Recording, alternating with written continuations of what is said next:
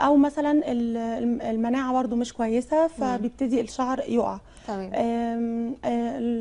الانيميا برده، الانيميا دي برده من الاسباب اللي ممكن توقع الشعر. بتوقع الشعر. ايه تاني؟ في بقى زي ما حضرتك قلتي كده الامراض الوراثيه، زي اللي هو الصلع الوراثي، بنلاقي الشعر خفيف كده من قدام. أيوة. سواء رجاله سواء ستات.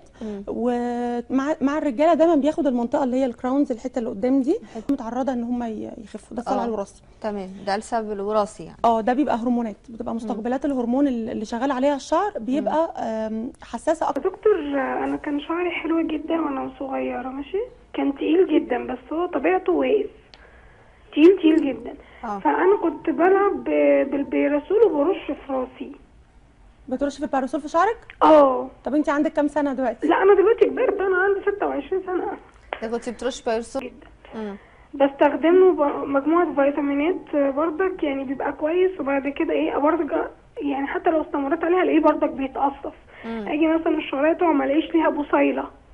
تمام. فيعني انا مش عارفه اعمل ايه بصراحه، يعني لان انا جات لي عقده نفسيه منه وما بيطولش غير ببطء. لا ما توصليهاش للعقده يا اسماء ان شاء الله. هو صحي ان احنا نقصه، يعني زي ما السيده عائشه كده قالت قيد امنا كل 40 يوم.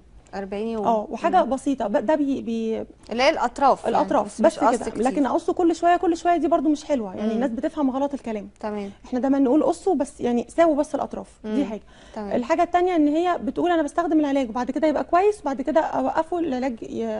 بعد ما توقف العلاج الشعر يبتدي يتهلك تاني. طب ما ينفعش توقفي العلاج مره واحده كده، يعني ما ينفعش، لازم الكورس كامل. ودايما علاج الشعر بيطول. يعني انا حابه قوي اقول للناس الحكايه دي، لان دوره حياه الشعريه نفسها 3 شهور ل 6 شهور. بتختلف من حد للتاني. بالنسبه بقى لحاله اسماء، يعني هي كانت معرضه حاجه زي كيميكال لشعرها اللي هو البيروسول ده. تمام. فطبعا هي محتاجه كورس مكثف. وانا شايفه ان الابر الميزوثيرابي اللي كنت لسه بقول لحضرتك عليها دي حاجه هتجيب معاها نتائج وسريعه. تمام. طيب معانا دعاء على التليفون. الو. السلام عليكم. عليكم السلام. ممكن لو سمحتي اسال الدكتوره؟ هي معاكي. وانا طبعا معجبه بتكتر جدا في الشتاء، يعني هو فصل الشتاء بتكتر جدا وبتزيد وبتبقى تخينه جدا.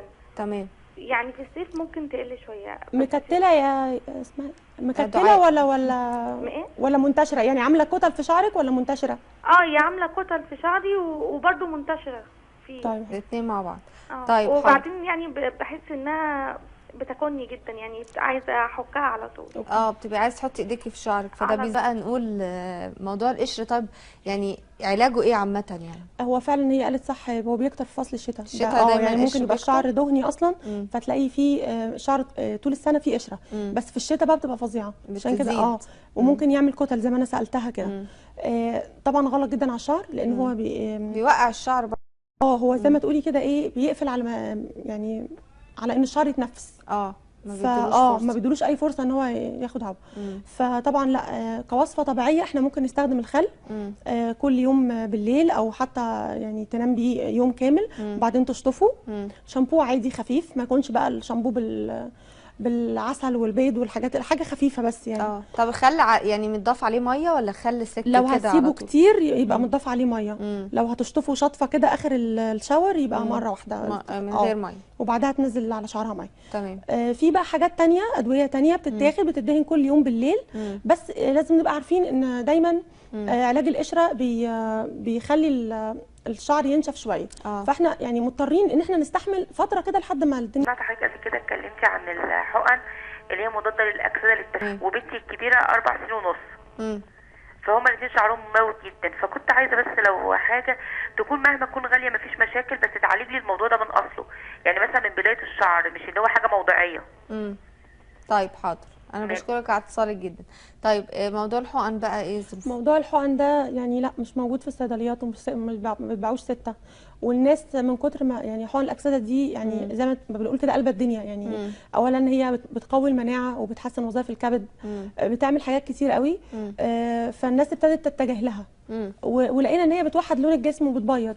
تمام. فالناس كلها بتسال عليها، فابتدوا الصيدليات بقى يطلعوا بدايل او حاجات كده. احنا بنجيبها يا جماعه من بره وبنتعب لحد ما بندخلها، مش موجوده كده في الصيدليات، مش ريتشبل ده عند يعني. الاطباء المتخصصين ولازم يعني. بتتاخد وريد وبتتاخد بالراحه، يعني مش اي حقنه بتتضرب كده وخلاص. تمام. ويعني ما ينفعش ان هي السته اللي في الصيدليه دول فيتامين اللي هو الشرب بتاع الاطفال، علشان بس يعني يقوي الشعر شويه. تمام. ونعمل لها بقى اهم حاجه، بس زي ما بقول لحضرتك الشامبو يبقى نيوترال، ما يبقاش بقى حاجه زي شامبوهات الاطفال. عايزين مثلا شامبو كتير بالظبط. وهي تحاول تعمل لهم حمام كريم، ممكن تجيب زيوت طبيعيه تبقى واثقه من مصدرها، تعمل لهم حمام زيت.